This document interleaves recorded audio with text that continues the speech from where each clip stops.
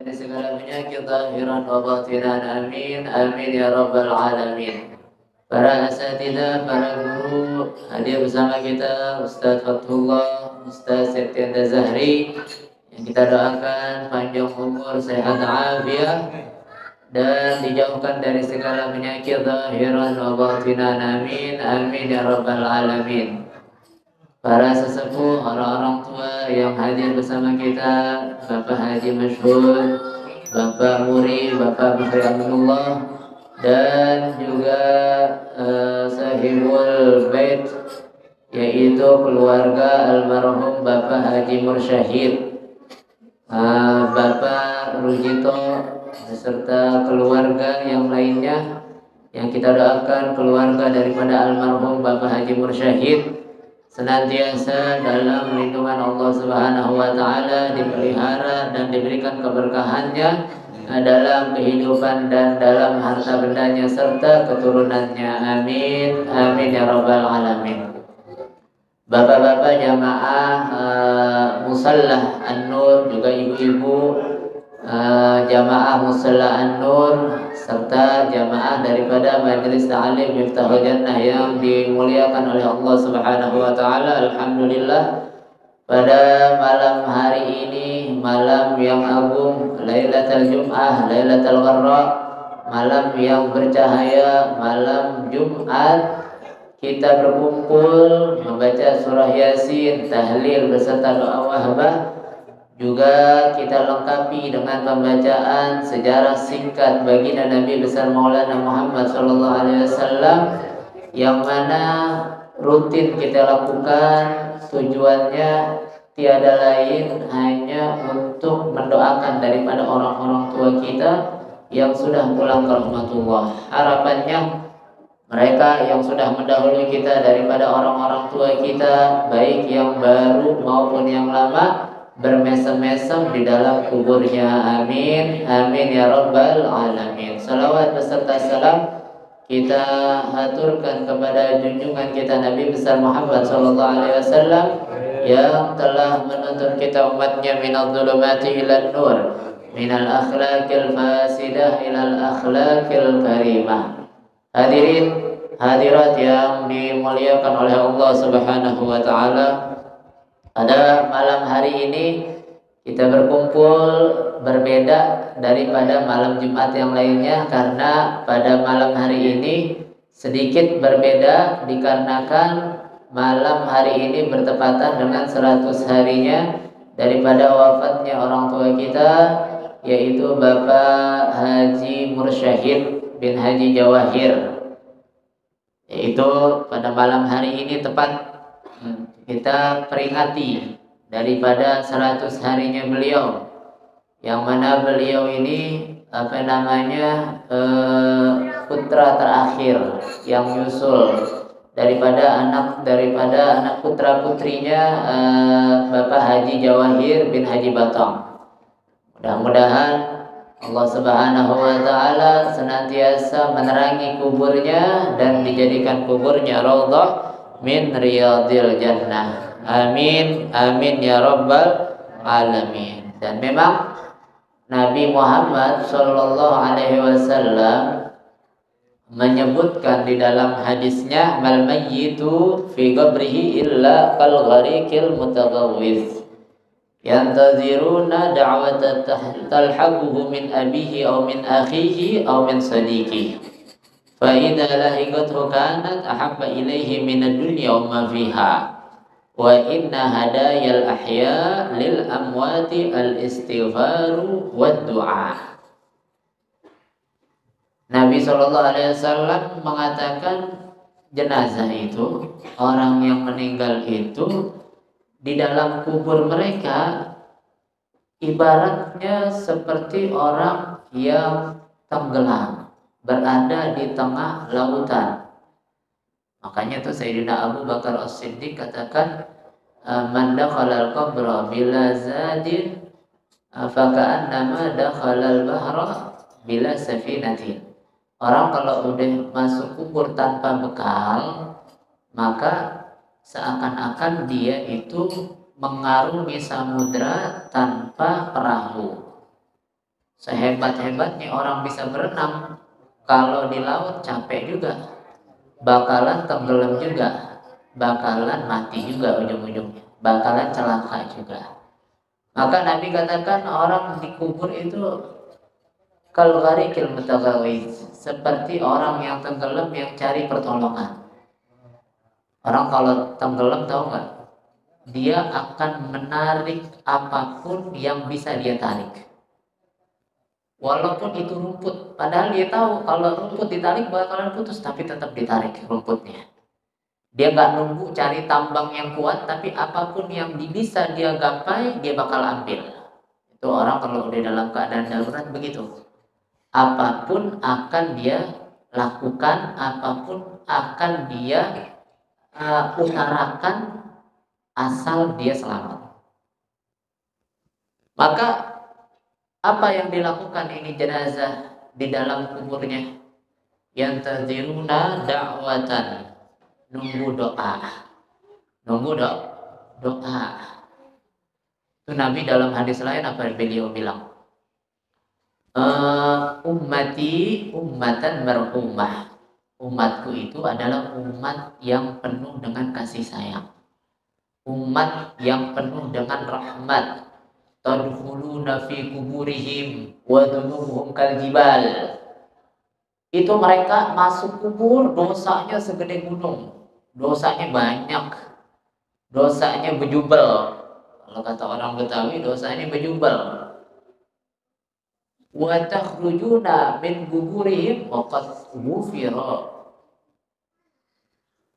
Namun mereka keluar daripada kubur-kubur mereka, dosa-dosanya udah diampuni oleh Allah Subhanahu wa taala. Bistighfaril ahya. Dengan berkahnya permintaan permohonan ampunan orang-orang yang hidup kepada mereka. Jadi memang orang yang meninggal itu yang mereka perlukan adalah doanya orang-orang yang hidup, baik dari putra-putrinya ataupun dari orangnya.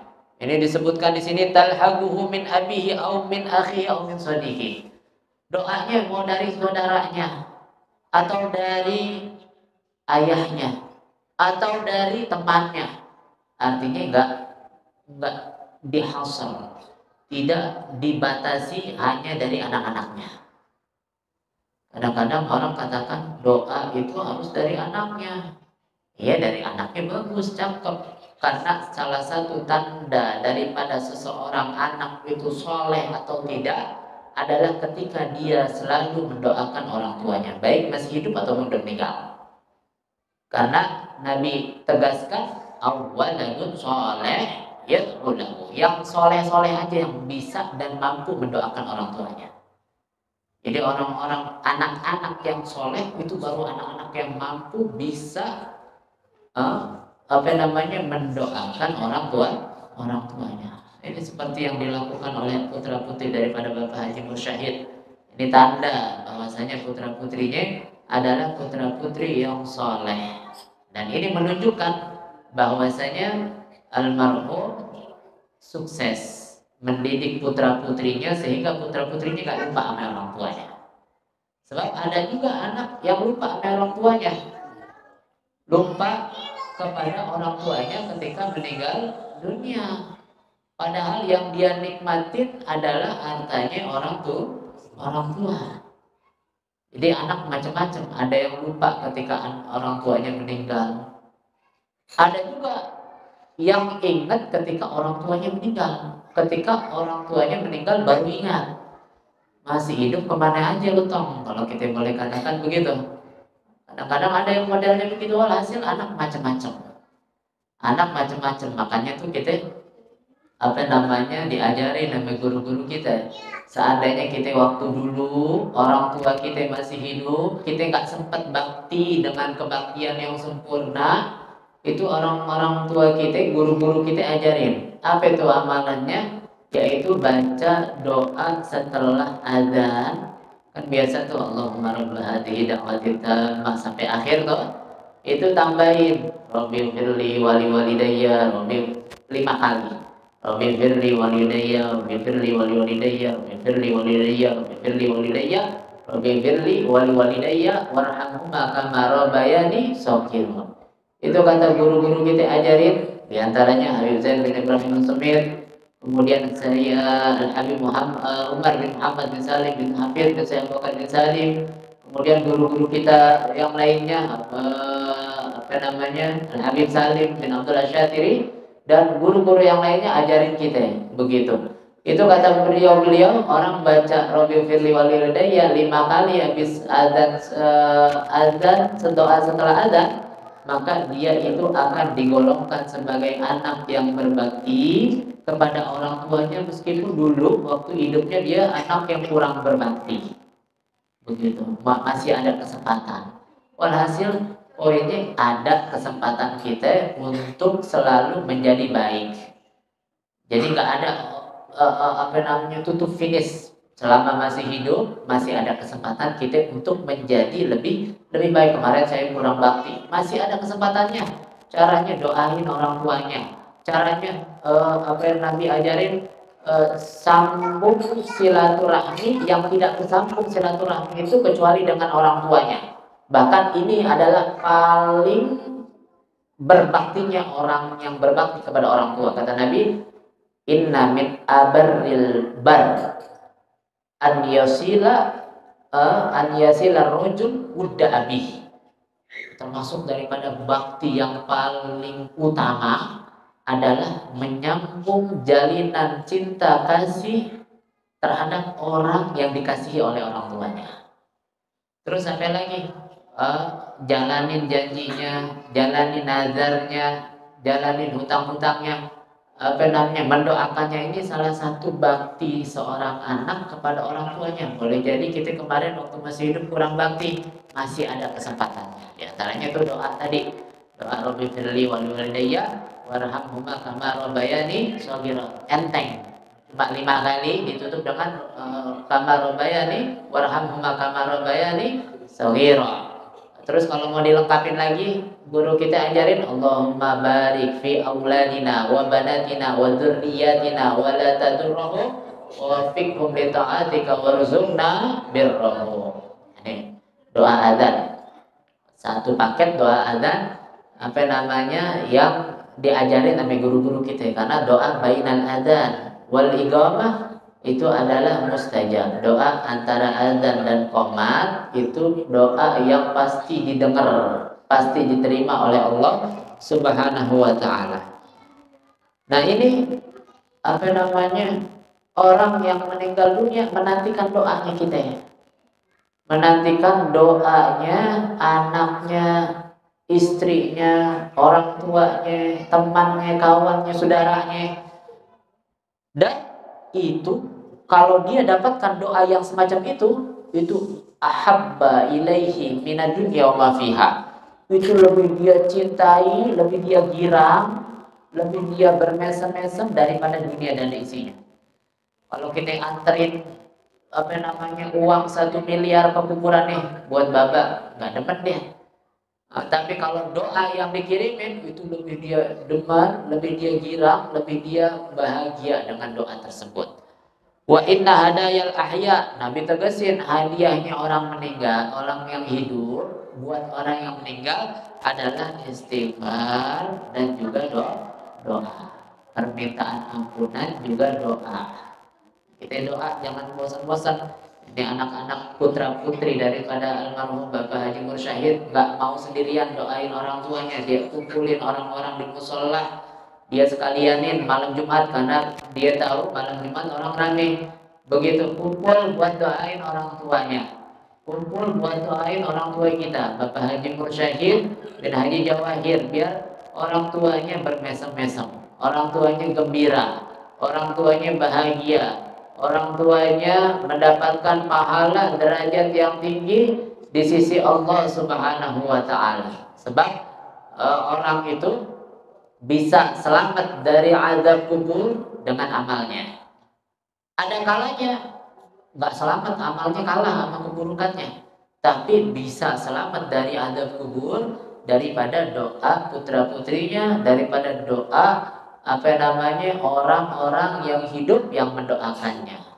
Itu kita dapat cerita ada seseorang yang memang dia itu adalah termasuk orang yang tangannya terbelenggu ke belakang, begitu kayak orang masuk penjara tuh diikat di belakang.